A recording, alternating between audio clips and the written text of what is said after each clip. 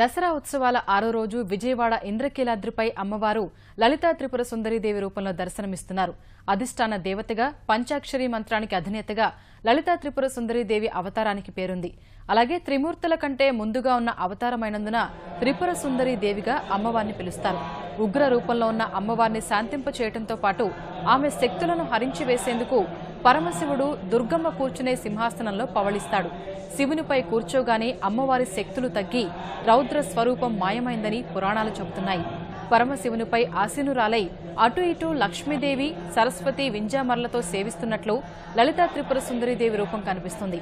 అమ్మవారి దర్శనానికి భారీగా భక్తులు తరలివస్తున్నారు. తిరుమల, కేరళ నుంచి వచ్చిన కళాకారుల మంగళ వాయిద్యాలు అలరిస్తున్నాయి.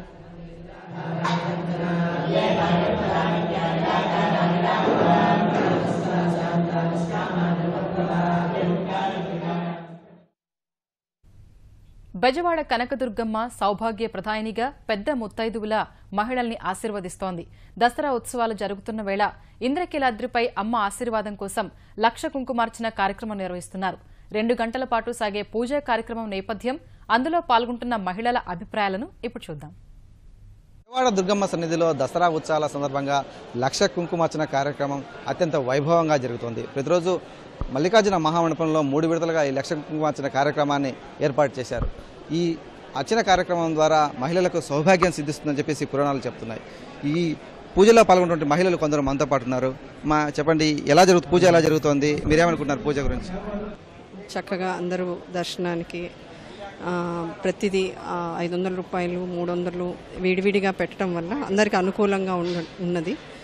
సో నేను మాత్రం రోజు పూజ చేస్తున్నాను. సో ఎలాంటి ఫలితం ఉంటుందన్న? ఎలాంటి ఫలితం అంటే అది అనుభవిస్తే తెలుస్తుంది. అది లైక్ ప్రతి విషయంలోనూ, ప్రతి దాంట్లోనూ మనం ఏది అనుకుంటే అది సకాలంగా జరుగుతుంది అనేది ఇది అండి. అమ్మ అనుగ్రహం అనేది అలా ఉంటుంది. చెప్తే ఇది చేసేది కాదు, అనుభవిస్తే కానీ తెలీదు. మనతో పాటు మరికొందరు మహిళలు ఉన్నారు, వారి అభిప్రాయాలు కూడా తెలుసుకుందాం. మమ్మీ చెప్పండి, ఏమనుకుంటున్నారు ఈ లక్ష కుంకుమార్చన పూజ గురించి? జై కనకదుర్గమ్మ తల్లి. దసరా నవరాత్రిలో అయిన 6వ రోజుగా లలిత అమ్మవారు చాలా దేదీప్యమానంగా, అంగరంగ వైభవంగా చాలా బాగా చేసుకున్నామండి. చాలా ఆనందంగా, సంతోషంగా ఉందండి. జై దుర్గామాత. మీ పేరేంటండి, మీరేమంటారు? నా పేరు శ్రీదేవి. ఇవాళ 6వ రోజు లలితాంబ దేవి లలితా సహస్రనామం కుంకుమ పూజ జరుపుకుంటానికి మేము వచ్చాము. ఇక్కడ అందరూ చాలా వేద పంతులు అందరూ మంచిగా లలితా సహస్రనామాన్ని బాగా జరుపుకుంటున్నారు. ఇక్కడ వచ్చిన విచ్చేసిన అందరికీ మంచి జరగాలని, శుభం జరగాలని, ఇక్కడ శ్రీచక్రానికి ప్రతిథి కాబట్టి కుంకుమ పూజ చేయుటకు వచ్చాము మేము. జై దుర్గా భవాని. మీ పేరు మేడం? ఈ లక్ష కుంకుమార్చన కార్యక్రమం వల్ల ఎలాంటి ఫలితాలు ఉంటాయి? మీరు కూడా స్వయంగా పాల్గొన్నారు కదా, పండితులు చెప్పినటువంటి అంశాలు ఏంటి? చాలా బాగా చేస్తున్నారు. అలా అందరూ పంతులు గారులు అందరూ బాగా చేస్తున్నారు. వాళ్ళ లలిత అమ్మవారు చాలా ఇదిగా చాలా బాగా చేశారు. వేదం కూడా అందరూ బాగా చదివారు. లలితా సహస్రనామం కూడా బాగా చేయించారు. ఈ పూజలో పాల్గొన్నందుకు మీకు ఏమేమి ఇచ్చారు? అమ్మవారికి సంబంధించిన ఫోటోలు కానీ ఇలాంటి ఏమేమి ఇచ్చారు? ఫోటోలు ఇచ్చారు, కుంకుమ, చీర, పంచ, ప్రసాదము, రూపు, శ్రీచక్రం అన్నీ ఇచ్చారండి. చాలా బాగుంది, ఆనందంగా ఉన్నాము.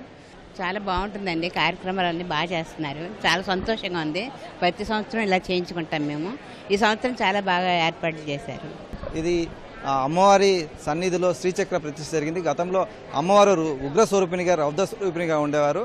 అయితే ఆదిశంకరాచార్యులు ఈ కనకదుర్గమ్మ ఆలయానికి వచ్చి ఇక్కడ శ్రీచక్రాన్ని ప్రతిష్ఠించిన తర్వాత అమ్మవారు శాంత స్వభావినిగా మారి భక్తులను అనుగ్రహిస్తుంది. చిరుమందహాసంతో అమ్మవారిని దర్శించుకునే విధంగా ఇక్కడ ఏర్పాటున్నాయి. అలాగే నవహారతుల కార్యక్రమం, మామూలుగా అమ్మవారి దర్శనానికి వచ్చిన భక్తులు నవహారతుల కార్యక్రమం వీక్షించినటువంటి అవకాశం ఉండదు. కానీ ఈ లక్ష కుంకుమార్చన చేసేటువంటి భక్తులకు మాత్రం నవహారతుల కార్యక్రమాన్ని ప్రత్యక్షంగా చూసేటువంటి భాగ్యం కూడా దక్కుతుంది. అందుకే ఎన్నో ప్రత్యేకతలు ఉన్నటువంటి ఈ కుంకుమార్చన కార్యక్రమం పట్ల ఎక్కువ మంది మహిళలు ఆసక్తి చూపి ఆ కార్యక్రమంలో పాల్గొనేందుకు ఉత్సాహం చూపిస్తుంటారు.